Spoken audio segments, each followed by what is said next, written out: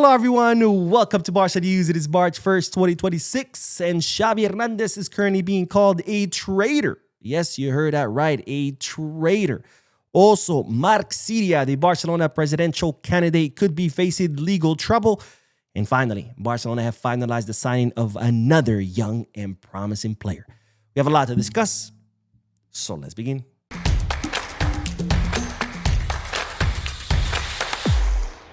Hello everyone, welcome to the channel. My name is Boo. We'll begin this video with the news that Xavi Hernandez, alongside his wife and his parents, went to the headquarters of Victor Font's campaign in order to sign the ballots in favor of Victor Font. Now, as you know by now, the Barcelona candidates need to present 2,337 signatures from club socios in order to become official candidates. And well, Xavi Hernandez will be amongst those socios signing in favor of Victor Font's candidacy. Now, of course, this is not completely new news because a few months ago, Xavi Hernandez was seen present at a Victor Font event where Victor Font was presenting key parts of his campaign. And Xavi was seen sitting in the crowd. And after that event was over, Xavi Hernandez was seen embracing Victor Font. So it was already clear that Xavi Hernandez was going to be supporting Font's candidacy for the Barcelona presidency. But now Xavi Hernandez has made that support official by signing those ballots. Now, this news has caught fire on social media and has caused a lot of controversy, with many people calling Xavi Hernandez a traitor. Yes, you heard that right, a traitor, which of course, it's yet another indication that stupidity is rampant, stupidity is on the rise. And well, ladies and gentlemen, the human race continues to get dumber and dumber by the day. Because to call Xavi Hernandez a traitor for exercising his right to vote, well, it's a pretty asinine statement to make. In fact, that doesn't make him a traitor. It's those who calling him are traitors because they're the ones betraying a core value of FC Barcelona, which is the right to choose and vote for who becomes the president of the club. Now, to those people calling Xavi Hernandez a traitor, I got two things that I would like you to get through your thick skulls. Number one is that Joan Laporta is not FC Barcelona, and FC Barcelona is not Joan Laporta. FC Barcelona exists as an entity independent of any president, of any people who come to the club to work there for a few years, because see, Joan Laporta, just like any other president, board member, coach, or football player, are just employees that come to the club, work there for a few years, and then leave.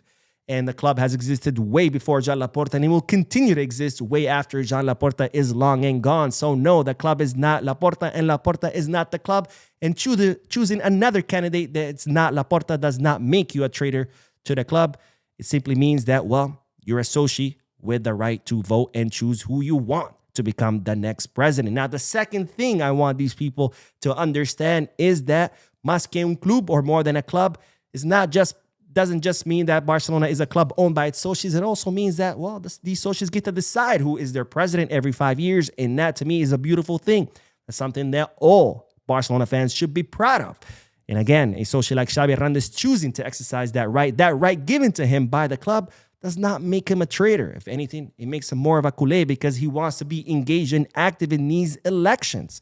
So, if you want a club where there are no candidates, where people like Xavi Hernandez don't get to choose other candidates that you don't like or that you don't support, I invite you to become a Real Madrid fan. After all, they don't have candidates. They only have one guy and one guy only, Florentino Perez, who's been running their club for 25 years.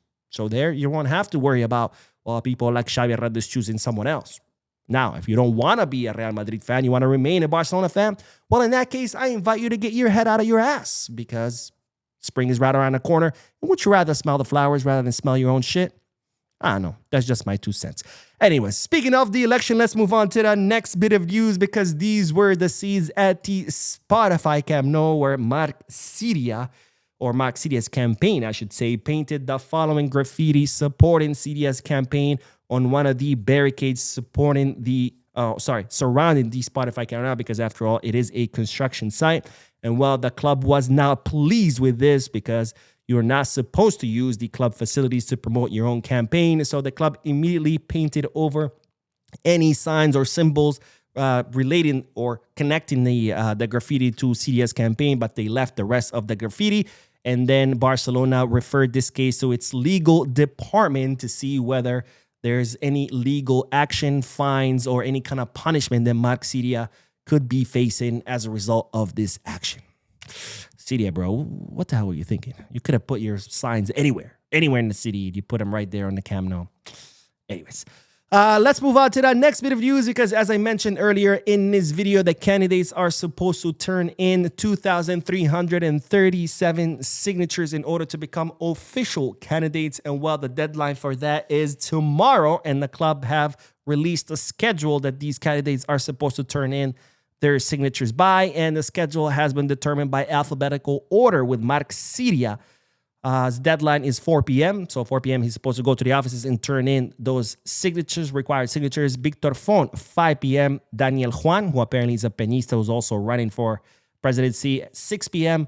Jan Laporta, 6:30 p.m. William Maddox, 7:30 p.m. And finally, Xavi Villajuana, 8 p.m. Now, out of these 6 pre-candidates, only 4 of them are expected to have collected the required signatures to become official candidates, which are, of course, Jan Laporta, Victor Font, Marc Siria, and Xavi Villajuana. Now, earlier today, Sport published an article stating that Xavi Villajuana and Marc Siria have agreed to join Victor Font's candidacy, because, as you know, Victor Font has been trying to bring all the candidates that are opposing Laporta under the same banner to increase their likelihood of beating Jan Laporta. But later on, Marc Siria's campaign completely denied these rumors and saying that no, Siria has not agreed to join Font. Instead, he will continue to run his own campaign, because, as I mentioned before, the reason why Font is doing this is because he believes that this campaign, or these elections are not about choosing the next president. It's about choosing the next model to run Barcelona, because he believes that Laporta's model, where he surrounds himself with his buddies and kind of just, there's no plan in sight and just rules kind of by decree and improvising, it's an outdated model. And instead, Font wants to professionalize the club and make it more like corporate, where it's more structured and where the roles are a lot more clear and defined.